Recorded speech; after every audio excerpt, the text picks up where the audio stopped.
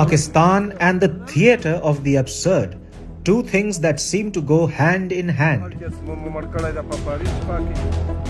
For decades, Pakistan nurtured the Taliban, training, arming, and collaborating with the group that's now ruling Afghanistan. One might think this relationship would pay dividends for Pakistan, giving it strategic depth and influence over its war-torn neighbor. But reality tells a different story.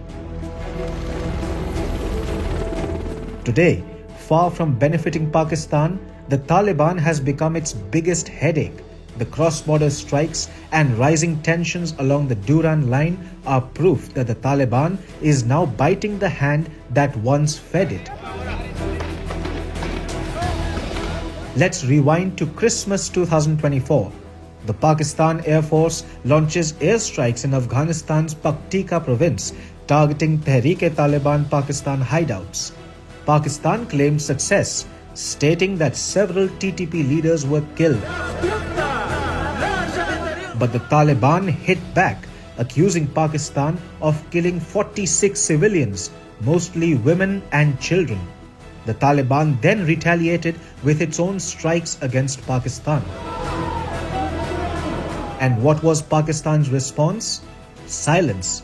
It pretended the Taliban's counterattacks never even happened.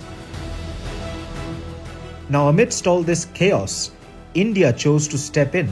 The Ministry of External Affairs was quick to condemn Pakistan's aggression against Afghanistan.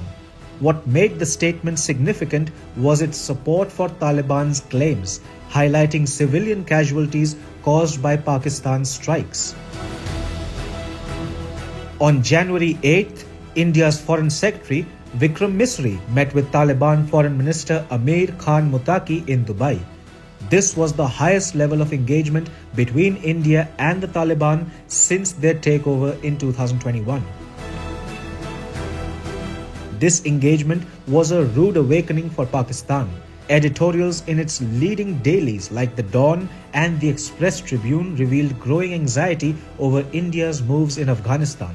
One op-ed bluntly stated that Pakistan now faces a two-front threat from India in the east and Afghanistan in the west. For decades, Pakistan and China tried to threaten India with the prospect of a two-front war. But today, the tables have turned. While India is mending ties with China, Pakistan is stuck battling the Taliban and the TTP on its western border. 2024 was a particularly devastating year for Pakistan. Terror attacks surged, with the Tehreek-e-Taliban Pakistan emerging as a major threat. Over 900 Pakistanis, both civilians and security forces, were killed in terror attacks last year. This isn't just a case of chickens coming home to roost. It's Pakistan's entire coop collapsing. While Pakistan struggles, India has played its cards wisely. Afghanistan has always been critical to India's strategic and economic interests. From development projects to humanitarian aid, India's investments in Afghanistan have always been substantial. And now, with China eyeing Kabul as part of its Belt and Road Initiative, India knows it cannot afford to lose ground.